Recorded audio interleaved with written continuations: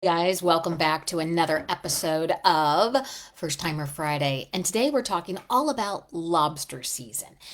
A lot of activity coming on in lobster season, and we're about to the end of it. So I want to prepare you for next season. So when we start looking at when it is and how you do it and what you can get, let's dive into all those details. So we're going to cover the Florida spiny lobster season, when it is. There's also a famous lobster mini season. And a lot of times the reason why this is so important is if you're driving down to Key West, you're going to probably encounter a lot more traffic during these peak lobster weekends because everybody's going to be out there wanting to catch their share. And obviously, because of the location to the waters and everything that's happening in Florida, the Florida Keys and Key West is the perfect place to experience spiny lobster. So, the spiny lobster season is broken down into two things. First, you have the lobster mini season. This takes place it's the last consecutive Wednesday and Thursday of July. It's a short 2-day event, and it happens right before the regular season. So that's going to be a big boom because a lot of people are going to want to take advantage of the ability to get in those waters before the regular season. This time and this little mini season is designed for the recreational divers to go in and enjoy it before all the larger commercial fishermen come in. It's a big draw for visitors at the end of July, and some call it the biggest party of the summer. Then regular lobster season runs August 6th through March 31st. So we're just about done with it. And that allows both recreational and commercial to come in and harvest out those spiny lobsters. There are special regulations, so make sure if you are taking your own boat out or if you're going out with somebody that you're aware of these special regulations in certain areas. There are certain areas that are off limits in the Florida Keys National Marine Sanctuary, and there are some areas in Biscayne National Park and the Dry Tortugas National Park and the Everglades National Park that you're going to have to get permits, and or they're just totally protected and you can't go in there. You're going to be heading out. So what are you going to need to legally catch these lobsters? Because of course we are always going to legally catch these lobsters. You're going to need permits and licenses, obviously. If you are going out with a charter boat, they're probably going to take care of all that. You just need to make sure that you abide by all of those rules. So you're going to need a recreational saltwater fishing license, and that is for all Florida residents and non-residents. You're also going to need a lobster permit, and the spiny lobster permit is required for you to be able to harvest those spiny lobsters. There's also size and catch limits. The minimum length must be at least 3 inches long, and that's the carapence length. And you cannot take it during mini season more than 6 for your bag limits. There's no more than 6 per person per day in Monroe County and Biscayne National Park. During regular season, it's 6 per person per day.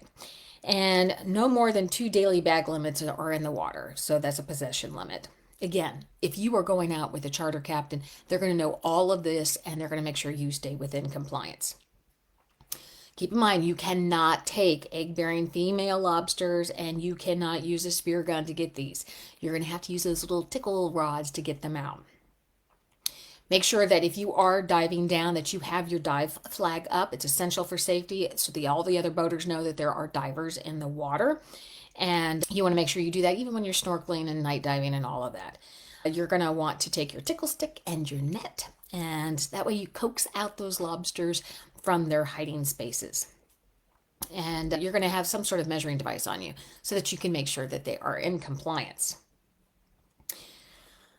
If you are heading out with somebody who does this all the time, of course, they're going to take you to their best spots to make sure you are successful.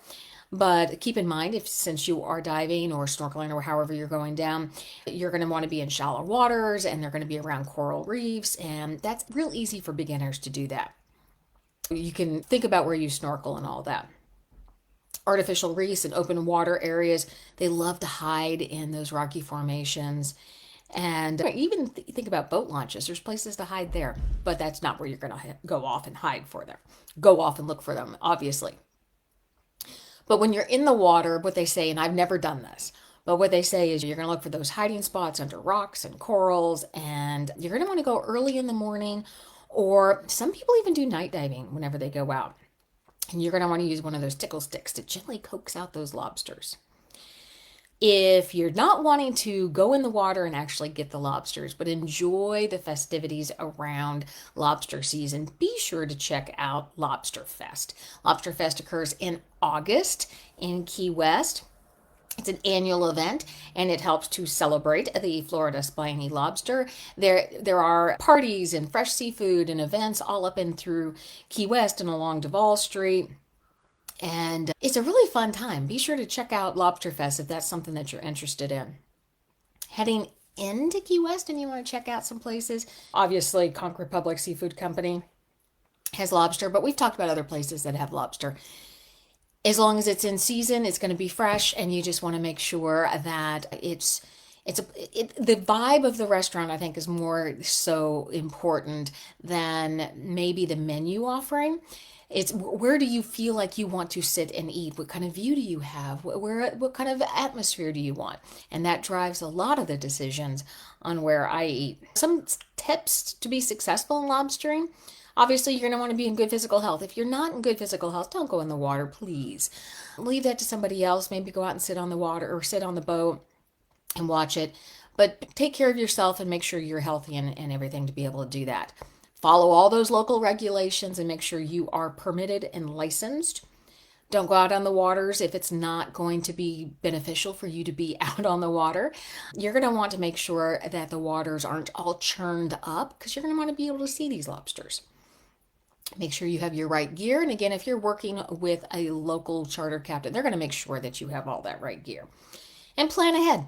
If you're coming into lobster, plan to go out early in the week if you're in town for several days.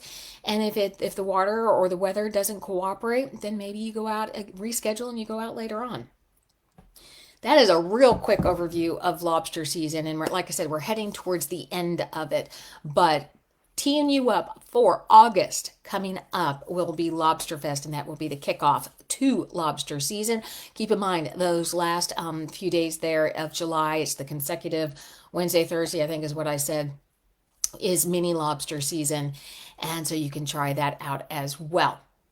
I am Michele with Fun in Key West. There's so much information over on FunInKeyWest.com that I want you to head over there, check it out, sign up for our happy hour list, join our book club. We're having a ball in the book club, just reading books all about Key West and books that have some sort of Key West connection. In the meantime, you guys have a great Friday. Head over to our YouTube channel because these live videos do not live on Facebook after 30 days. And so they will live over on YouTube. You guys have a great one, and we'll talk to you later.